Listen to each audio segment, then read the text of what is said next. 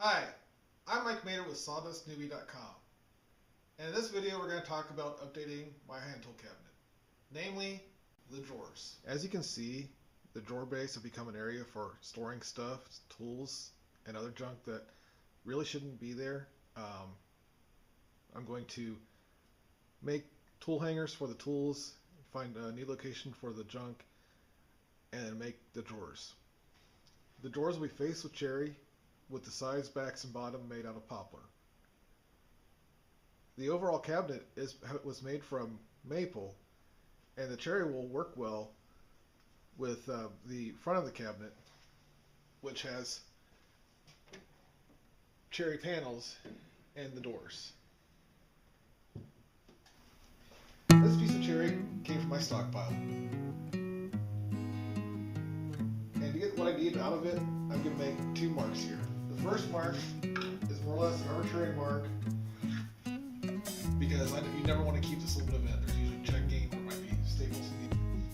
Take the measurement off the cabinet. I've got about 32 inches that I'm going to need with some room for waste. And I mark that line here. The next step is I'm going to cut this piece down with my circular. I'm getting set up to make my cut with my circular saw. There's a few things I need to do before I make the cut. First off, I've got the piece raised off my bench. Second, while the saw is unplugged, I want to make sure that the blade is only going to cut through my piece of wood and not touch my bench. Once I'm satisfied with that, I can go ahead and make my cut.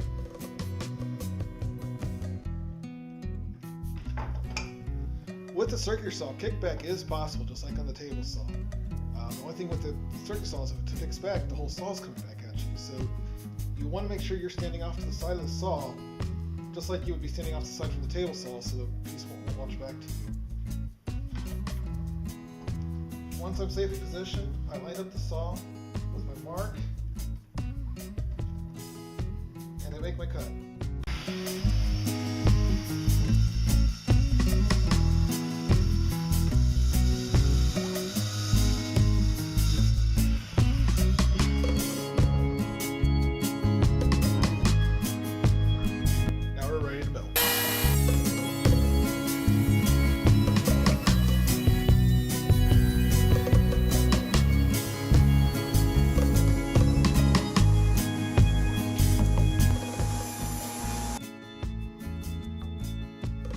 So now that milling is complete, the next step is to do some little bit of layout. And I've oversized some of these cuts here because I'm going to fine tune them, each piece individually for each drawer compartment. So having them a little bit big is a good thing right now. But I've also numbered 1, 2, 3, underlined, and made witness marks. Because when this is done on the cabinet, I want all this grain to flow nice and even. That should really make this piece pop. So now that I've got these pieces marked, I'm going to go ahead and cut them down on the table.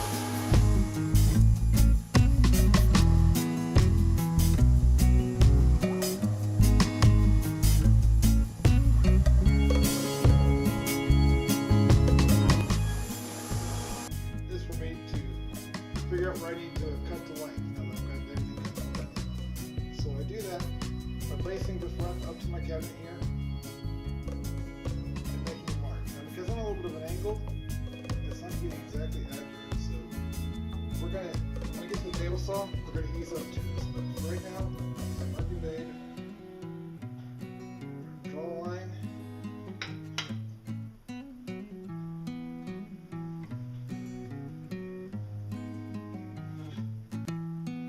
And draw another cut line. Back to the table saw.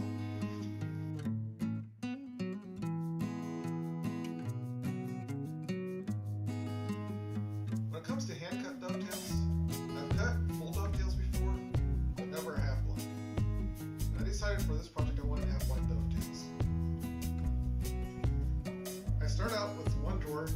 Why not use your actual workpiece for a practice piece? First one turned out really well.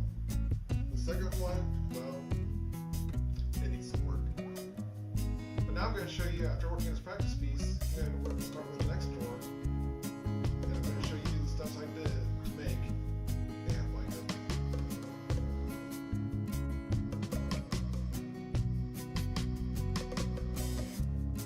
build up some popper and size it to what I need for the door size. Then using double-sided tape, I stuck the two sides together so I can cut them all at once.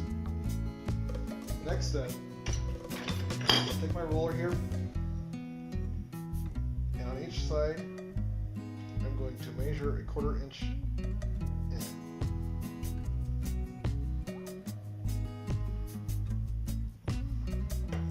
And taking a square,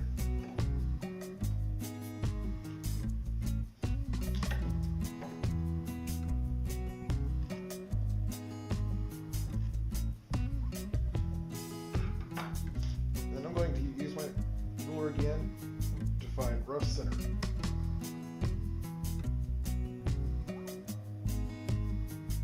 Side of center, establish a mark and 1/8 inch away from each one.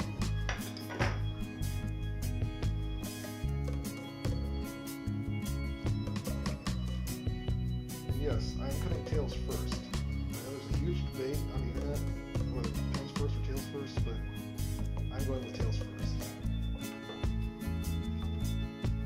So the next step is to take my marking gauge, my dovetail marking gauge that is, and on either side, I'm going to use the 1:8 ratio.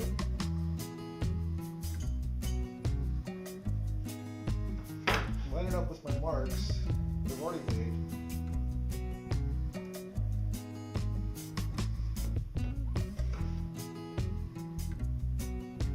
Let's take my marking gauge.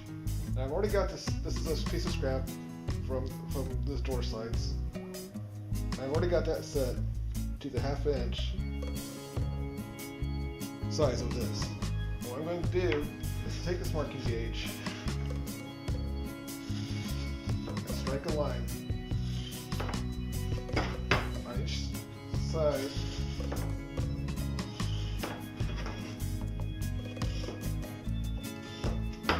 and on each edge.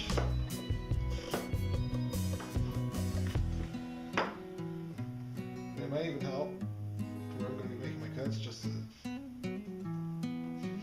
darken in part of those lines so I can better see where I'll be cutting. Last but not least, before I cut, I'm going to X out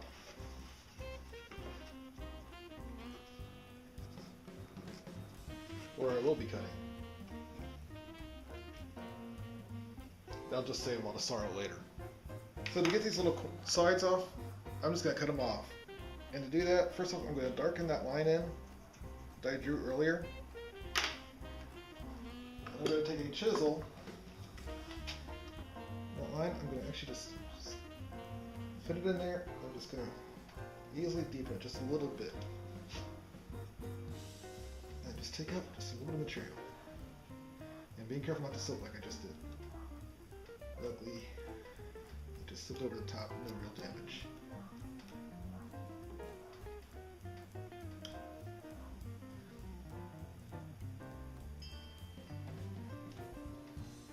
Repeat the step again.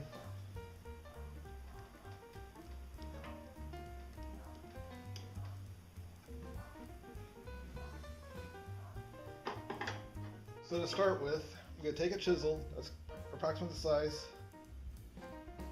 of the pin opening, and like I did before, I'm just going to push that chisel into the groove that's already there and just deepen it just a little bit. And I'm going to pull away some material. I like to do it a couple times. Once I have that better established, that gives you a good spot to put my chisel in there.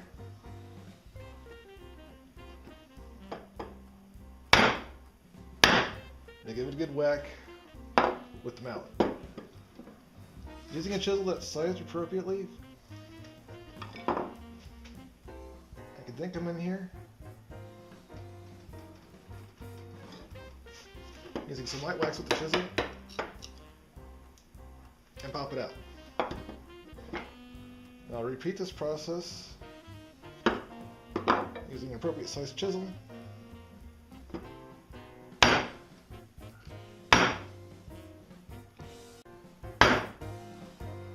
all the way down.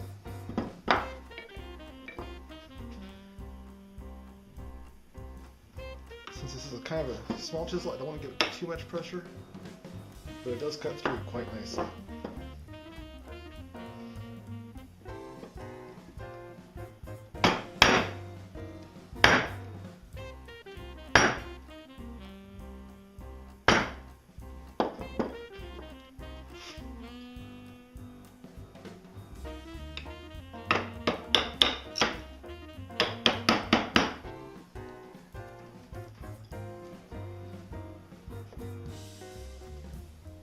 Since these are both laminated together with double-sided tape, I can go all the way down the first board, and then I'll flip it over to clean out the rest of the material.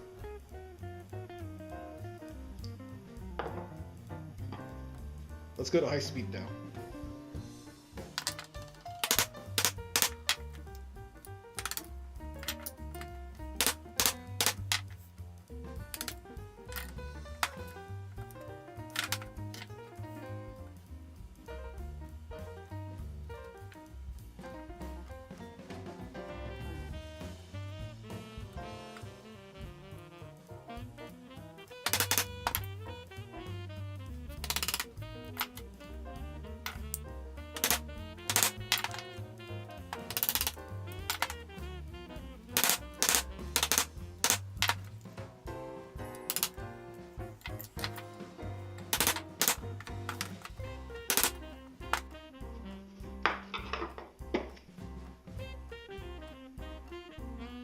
You get the basic idea. Next, I'll just clean it up with my chisels. I ended up practicing a little bit more on one side of the door before showing you guys how I did it, and honestly, I was pretty successful.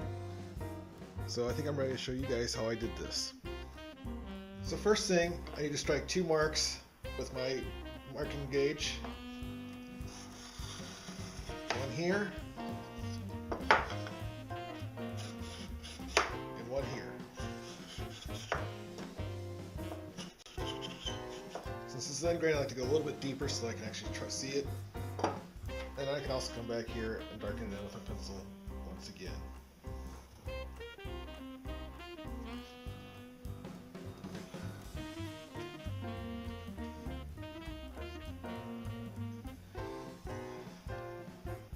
Next up is to actually mark where I'm going to be cutting the pins. I'm going to reference off the bottom, which is right here.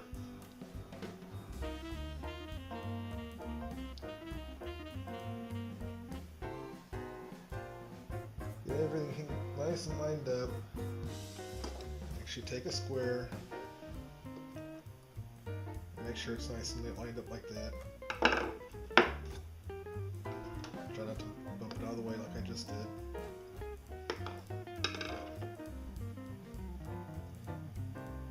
And while holding everything down, I mark my lines.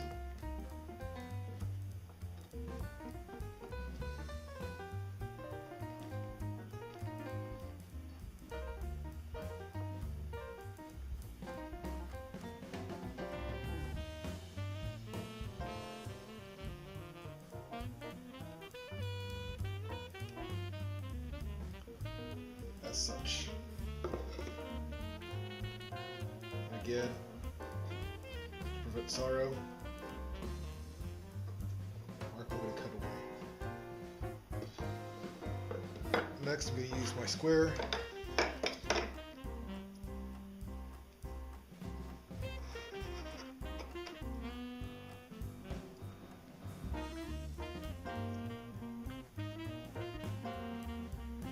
Mark my lines for where I'm going to make my cuts downwards.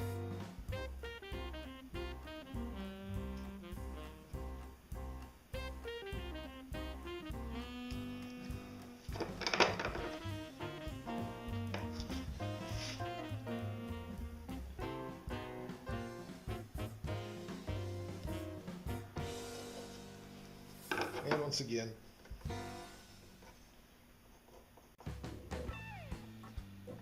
marking where I'm going to be cutting out. Now that my cuts are made, I'm ready to clear out, hog out the material here. And even though that these are all at 45-degree cuts, the hogging out the material is almost the exact same process as I did before. So up until the very last part of it, I'm going to go ahead and go to high speed so you can watch the process.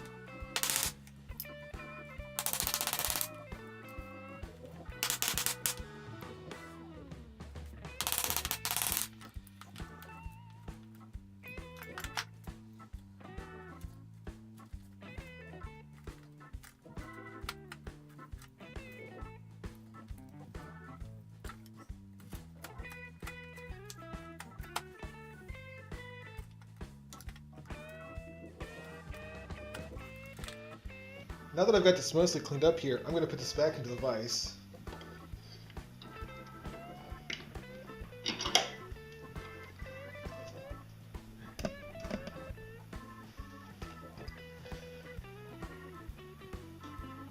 And using the cut line that I established earlier with the marking gauge, I'm going to feed the chisel right into there. And because that material is now so thin, this should pop right out. Just like that.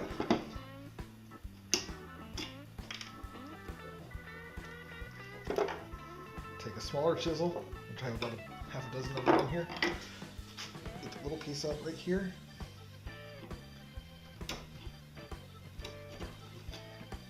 Cutting into end grain really is very easy to do. Just take your time.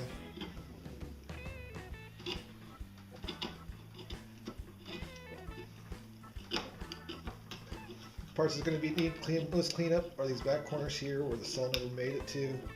And you can even see where the saw didn't cut quite easily. And just turn that all away with my chisel.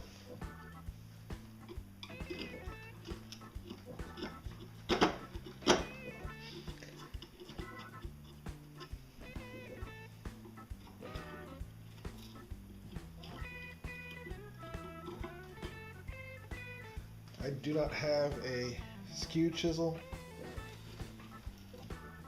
or a fishtail chisel,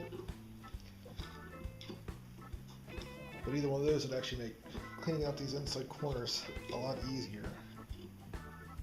However, a little perseverance and an 1/8" chisel gets the job done pretty well.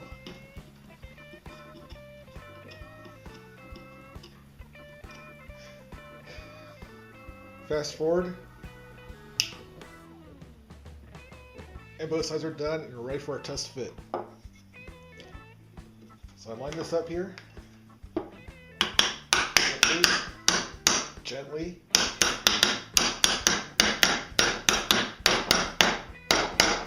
Drive this home. You need a little more precision, but don't want to just damage the side. Use a scrap piece.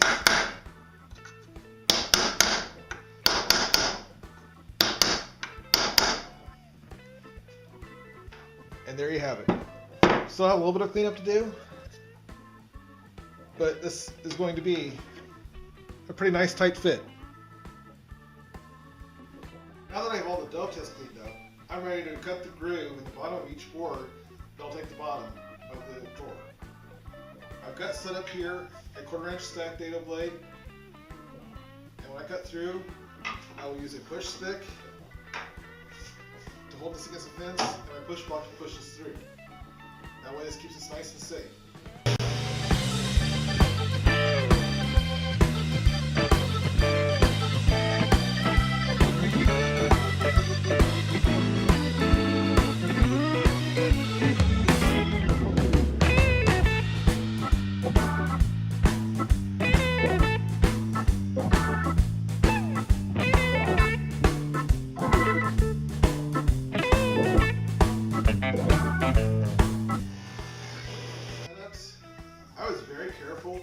sure I position the fence so when I made my rib, that when I put the dovetails together, you will never see the dado.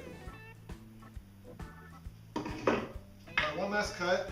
This long board, I'm going to go ahead and groove this whole thing because this board is the back for all 3 drawers.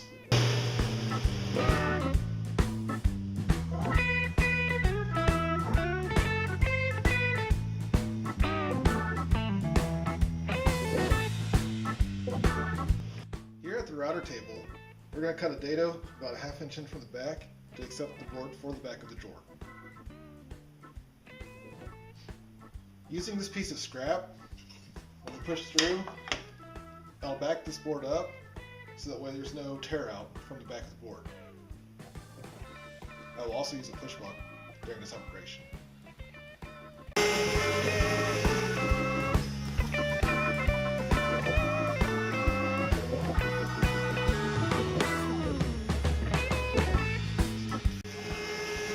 Successfully dry fitted all 3 drawers. So the next step is to disassemble, and on the internal parts, it's now time to start sanding.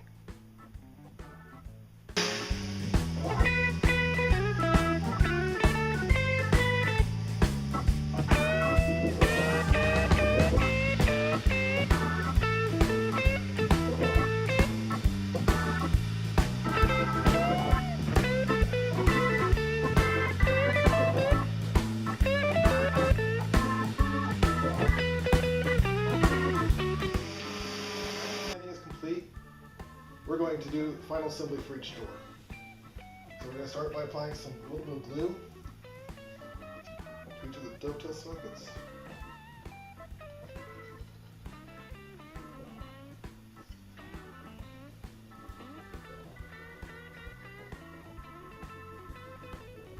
And the dado in the back on each side.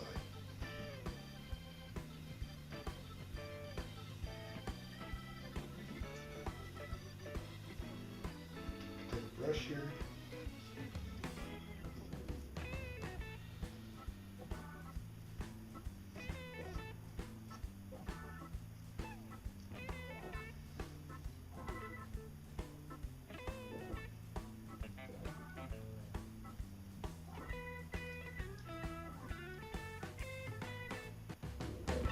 Spread it all out nice and even.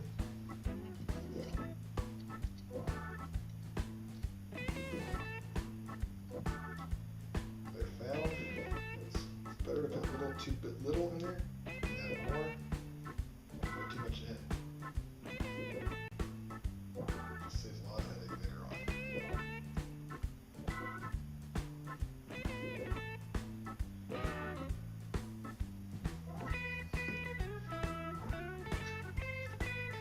Next, put the bottom to the back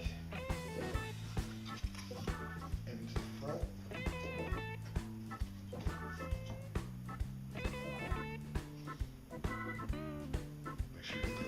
Side. That's part of the reason why I'm only sanded the inside first, and it also helps to get this on the right way.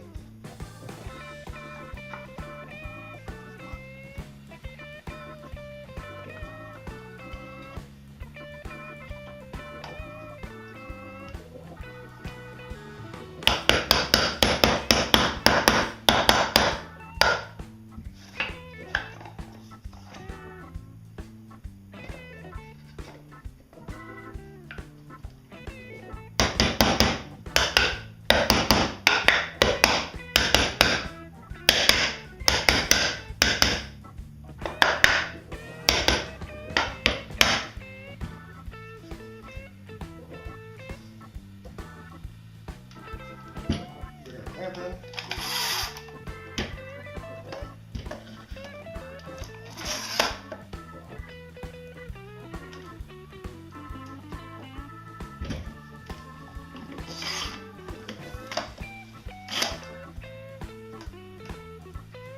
Alright, we're good now. Just left to hold together. And check for squares.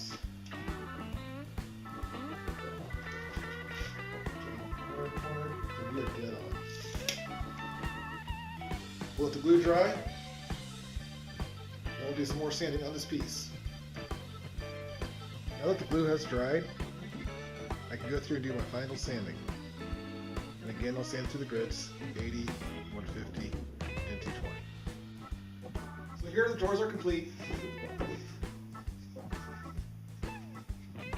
Since it's still winter outside, my garage is mostly not heated, I'll finish them in the spring and put some knobs on. But for now, it's done.